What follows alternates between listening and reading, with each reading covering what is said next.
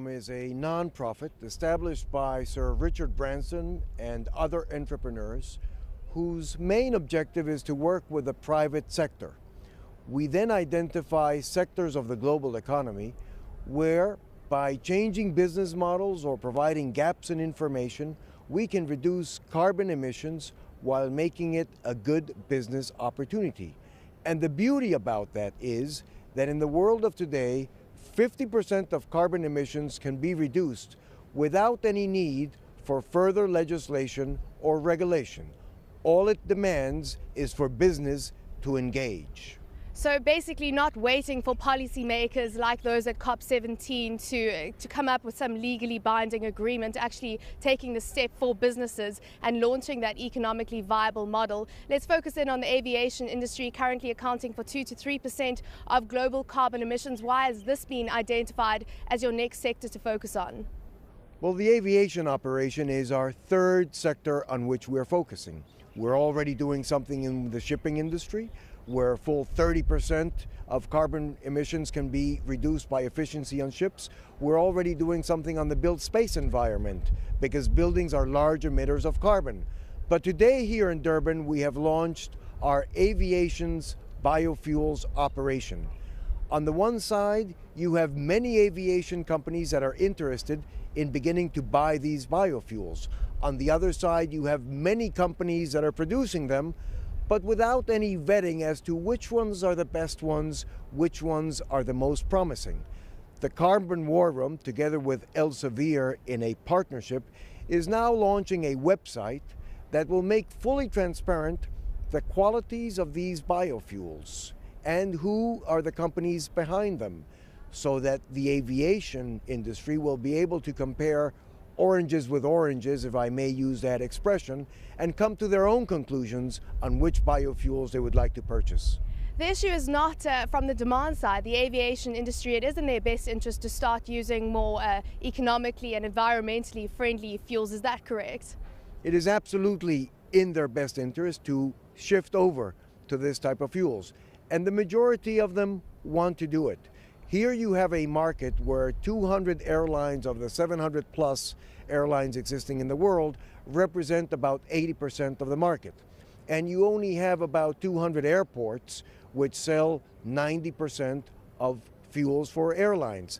So it's a very concentrated market in which we could really move very fast towards biofuels, and that's where we come in to help. And this, of course, sets up the stage to create similar websites and similar platforms in order to just assess for any other sector renewable energy fuels. So this is only the beginning, because we can do a lot in the energy space for different sectors of the global economy. As you well know, energy accounts for 70% of carbon emissions. If we tackle the energy, we tackle the carbon emissions. And in the meantime, we move forward while we wait for the politicians to get their act together. So the site is being launched today. Just give us an idea of the type of progress you're likely to make in the next few months in terms of the signing on of new renewable energy fuel producers and connecting them with, of course, the airlines. So we will have many small companies that already have promising technologies in biofuels that didn't have a platform on which they could showcase what they were doing. They are going to come on our website. On that website, the financial community will be able to look at them and determine if those are viable for an investment, and therefore bringing them up to scale and greater opportunities of production. And you will have the airline industries that will now be able to compare one biofuel against the other and come to their own conclusions with respect of which they want to use. Mr. Figueres, before I let you go, of course, you have been leading in the environmental space for many years now. Costa Rica was one of the first countries to introduce a carbon tax. Just give us your views on COP17 so far. We're 1 week into COP17. What needs to be done in order to move the world forward and reduce emissions according to what science says we need to do to avoid the devastating impact of global warming?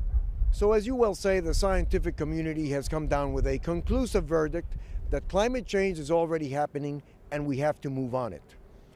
What's required is for countries to come together in a cooperative and collaborative spirit and understand that the only real way to get out of the economic crisis in which we're living is to migrate to a low-carbon economy.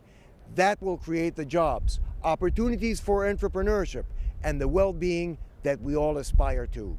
Governments need to act. There is no more time for just sitting down here and not getting it done.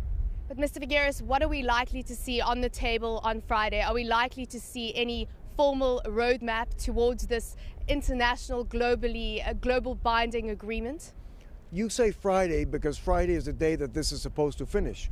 What I would like to see is somebody that locks up the country delegations in this place, be it Friday, Saturday, Sunday, next month, and doesn't let them out until they reach an agreement.